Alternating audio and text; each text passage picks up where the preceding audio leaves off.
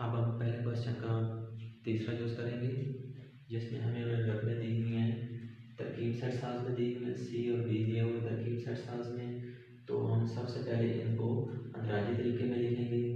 तो हम सी में देखते हैं कि एक्स, जबकि एक्स रुकन है कुदरती अदाद का, और हमें दिया है कि जो एक्स की कीमतें हैं, जो एक्स रुकन है कुदरती अदाद का, तो एक्स की जो कीमतें हैं, एक्स कह रहे हैं कि बड़ा है 8 से, यानी कुदरती अदाद की रकमें जो हैं, जो हमें लिखना है, एक्स की कीमतें लिखनी है 8 से बड़ी, और कह रहे हैं बराबर भी 8। तो मैं यहाँ पर लिखता हूँ,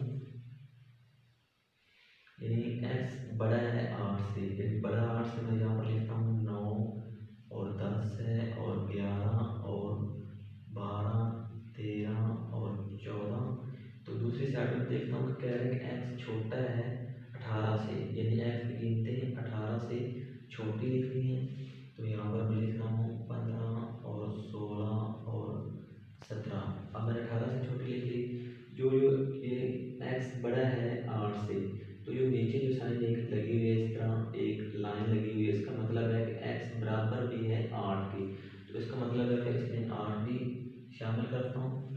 तो मैं इसके अब राइट साइड पे देखता हूँ कि एक्स छोटा है 18 से, यानी ये मैंने 18 से छोटे 17 और 16 15 14 लिख लिए हैं। तो जो नीचे एक लाइन लगी हुई है, इसका मतलब है कि एक्स बराबर भी है 18 के, तो इसका मतलब है इसमें 18 भी शामिल होगा। तो ये हमने सी को तरकीब सरसाज से बयानी अंदराजी तरीका में हमने लिख लिया। तो अब हम डी को देखते हैं। इसमें क्या है कि वाई, जबकि वाई रुकन है, ये भी कुदरती अदाद का रुकन है, और यहाँ पर लिख रहे हैं कि वाई बड़ा है 9 से, यानी वाई की जो है वो मैंने इसको भी अंदराजी तरीका में लिखता हूँ, यानी वाई बड़ा है 9 से, यानी 9 से बड़ी कीमतें लिखनी है, जो कि हमारे पास हम लिखेंगे 10 11 और 12 और 13 और 14 और 15। और राइट साइड पे कह रहे हैं कि वाई छोटा है 19 से, यानी 19 से छोटा मतलब 18 तक लिखनी है हमने। तो यहाँ पर लिख रहा हूँ 16 और 17 और 18। तो अब हम देखते हैं कि वाई बड़ा है 9 से, तो हमने 9 से बड़ी कीमतें लिख ली। जो नीचे एक लाइन लगी हुई है, इसका मतलब है कि वाई बराबर भी है 9 के, यानी इसमें हमने 9 भी शामिल करना है। हमने 9 शामिल कर लिया। इसके बाद राइट साइड देखते हैं कि वाई छोटा है 19 से, तो हमने 19 से छोटी कीमत तो लिख ली, लेकिन ये जो नीचे लाइन लगी है, इसका मतलब है कि वाई बराबर भी है 19 के, तो यहाँ पर मैं 19 को भी लिखूंगा। तो यहाँ पर हमने तरकीब एहसास को अंदराजी तरीका में लिख लिया है। तो अब हम यूनिट का कानूनी मुबादला उसको हल करते हैं। हम सी यूनिट डी बराबर डी यूनिट सी को हल करते हैं। मैं लिखता हूँ सबसे पहले इसकी लेफ्ट हैंड साइड लिखता हूँ सी यूनियन डी। तो सेट सी के बारे में लिखता हूँ, जो कि हमारे पास है 8 से स्टार्ट हो रहे हैं, 8 9 और 10 से हैं, 11 12 13 14 15 16 17 और 18 है। इसके बाद यूनियन के अलावा मैं लगाता हूँ। इसके बाद सेट डी है, डी के अकाउंट में लिखता हूँ, जो कि हमारे पास 9 से 19 तक है, 9 10 है, 11 12 13 और 14 15 16 17 18 और 19।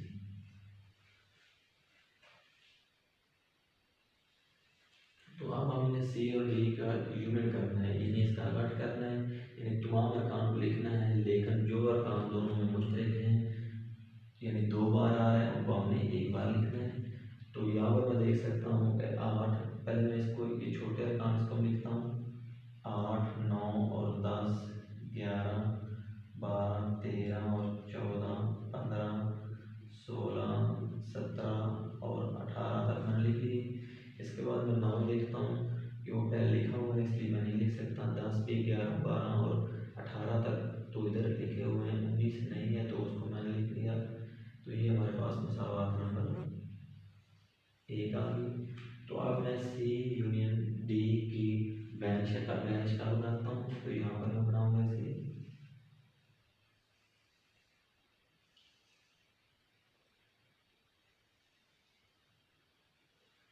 यहाँ पर मैं लिखूँगा यूनिवर्स, यहाँ पर मैं लिखूँगा सी यूनियन डी, यहाँ पर मैं सी यूनियन डी लिख दिया मैंने।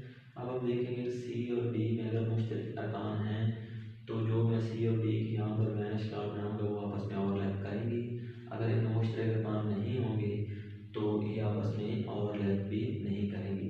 तो हमने देखा सी और डी में जो है 8 ये 9 से लेकर 18 तक ये मुश्तरक अरकान हैं। इस तरह ये दोनों जो है सेट वो आपस में ओवरलैप करेंगे। यहाँ मैं शक्ल बनाऊँगा, फिर पहले सी बनाऊँगा क्योंकि यहाँ सी और डी लिखा हुआ है। ये होगी हमारे पास सी और ये होगी डी। तो सबसे पहले हम सी और डी के जो मुश्तरक अरकान है वो यहाँ पर लिखेंगे और जो मुश्तरक के अलावा सी के अरकान होंगे वो यहाँ लिखेंगे और मुश्तरक के अलावा जो डी के अरकान होंगे वो हम यहाँ पर लिखेंगे। तो सबसे पहले मैं मुश्तरक अरकान लिखता हूँ जो कि हमारे पास हैं 9 से लेकर 18 तक है, वो मैं यहाँ पर लिखता हूँ। 9 और 10 है, 11 है, 12 है, 13, 14 है, 15 है और 16, 17 और 18 मुश्तरक अरकान हैं जो कि हमने लिख दिए इधर। तो इसके बाद हमारे पास जो इन मुश्तरक अरकान के अलावा जो सी के अरकान हैं, मुश्तरक तमाम अरकान मुश्तरक थे जो कि इसमें आ गए। तो सिर्फ 8 जो है वो मुश्तरक अरकान में नहीं है सी का। इस तरह हम यहाँ पर 8 को इधर लिख लेंगे। तो अब हम डी के अरकान लिखते हैं मुश्तरक के अलावा। 9 से लेकर 18 तक तो मुश्तरक में आ गए, इसके एक 19 है जो हम इधर डी में लिखेंगे। तो अब हमें रन करना है जो सी और डी एन जो हमारा आंसर है उसमें जो अरकान हैं जहाँ जहाँ है वहाँ हम रन करेंगे। तो अगर वो हम देखते हैं ये जो 8 है वो देखा कि इधर सी में है, ये सी वाले इलाके सारे को हमें रन कर देंगे क्योंकि 8 वाला इलाका सारा जो है वो हमारे आंसर में आ रहा है, वो हमने शेयर कर दिया। उसके बाद देखता हूँ 9 से लेकर 18 तक वो मुश्तरक में, हम मुश्तरक में देखते हैं 9 से लेकर 18 तक है, तो वो मैंने मुश्तरक वाले भी सारे अब मैं शेयर करूँगा। यहाँ पर मैं शेयर करता हूँ।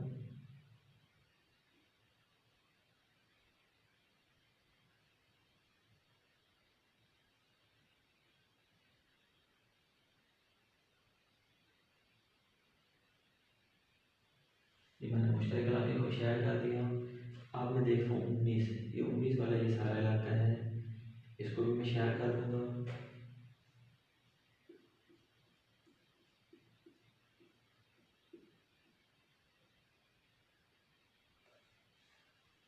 तो ये हमने सी और डी ये हमने साबित कर दिया। इसको मैं सवाल नंबर 2 का नाम देता हूँ। तो अब मैं यूनिट का हमने मुबादला की right hand side D unit C को यहाँ पर हल करते हैं। यहाँ पर मैं लिखूँगा डी यूनिट सी, पहले सेट डी है, मैं सेट डी का अरकान लिखता हूँ जो कि 9 से लेकर 19 तक है।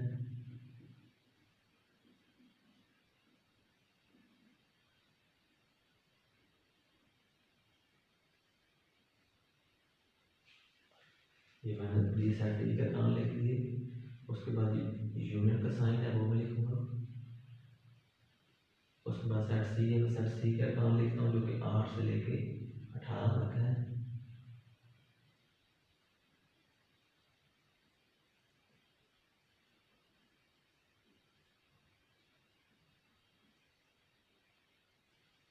अब हम सेट डी और सेट सी के जो है का यूनियन करेंगे, यानी तमाम अरकान को लिखेंगे तरतीब के साथ और जो अरकान मुश्तरक आ रहे हैं यानी दोनों साइड पे हैं वो हम एक बार लिखेंगे। मैं सबसे पहले इसकी तरतीब से लिखता हूँ, 9 से 19 तक लिखता हूँ।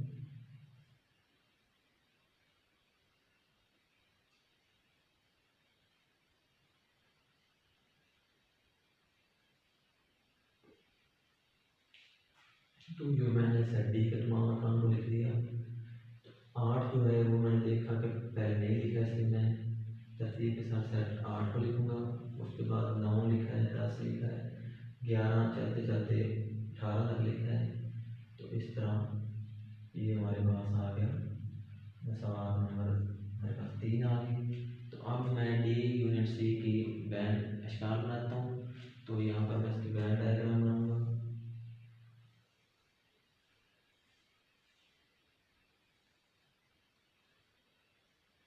यहाँ पर मैं लिखूँगा डी यूनियन सी। तो यहाँ पर सबसे पहले मैं जो है डी वो लिखता हूँ,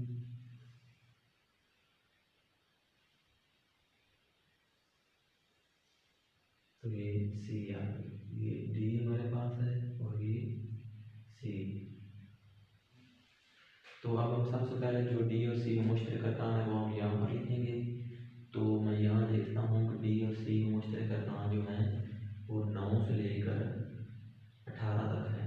9 से लेकर 18 तक जो है वो मुश्तरक अर्कान है, वो मैं यहाँ पर लिखता हूँ।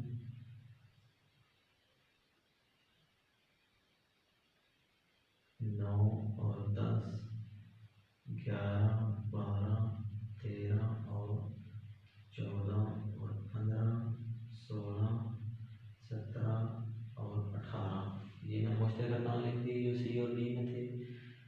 तो अब मैं डी के अर्कान लिखता हूँ मुश्तरक के अलावा। डी के अर्कान सिर्फ जो मुश्तरक अर्कान में है ना वो है हमारे पास 9 से लेकर 18 तक हैं, वो मैंने मुश्तरक अर्कान तो लिख दिए।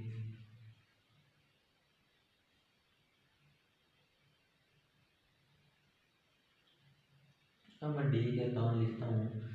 हमारे पास जो डी के अर्कान है मुश्तरक अर्कान, तो डी के सिर्फ 19 जो है वो मुश्तरक में नहीं है, इस तरह मैं सिर्फ 19 को डी में लिख दूँगा। इसके बाद मैं सेट सी का अर्कान लिखता हूँ मुश्तरक के अलावा, जो कि हमारे पास सेट सी के अर्कान में सिर्फ और सिर्फ जो है वो 8 जो है वो नहीं, और सेट में इधर 8 लिख दूँगा। अब हम डी यूनिट सी के आंसर में अब हम किस इलाके को शेयर करेंगे जो हमारे जवाब में इनसे आए हैं। अब जो अगर जहाँ जहाँ आए हैं उस इलाके को हम शेयर करेंगे। देखते हैं हम कि 8 जो है वो हमारे आंसर में है, 8 का ये सारा इलाका है उसको हम शेयर कर देंगे।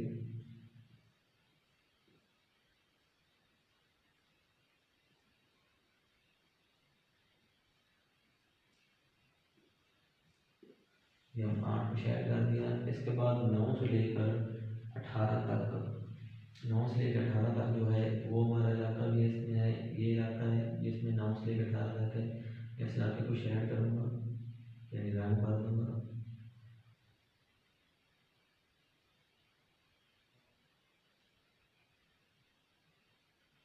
ये मैंने इसको रंग कर दिया। तो इसके बाद ये 19 देखते हैं कि 19 वाला इलाका जो है वो हमारे जवाब में है, तो इसको भी मैं रंग कर दूँगा।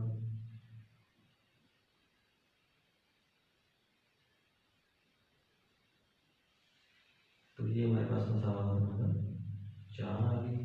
अब हम देख सकते हैं कि मसावात 2 और 4 जो हैं वो आपस में बराबर हैं। तो इस तरह हम लिख सकते हैं कि मसावात 2 और मसावात नंबर 4 से साबित हुआ कि मसावात नंबर 2 और मसावात नंबर 4 से साबित हुआ कि सी यूनियन डी बराबर है डी यूनियन सी।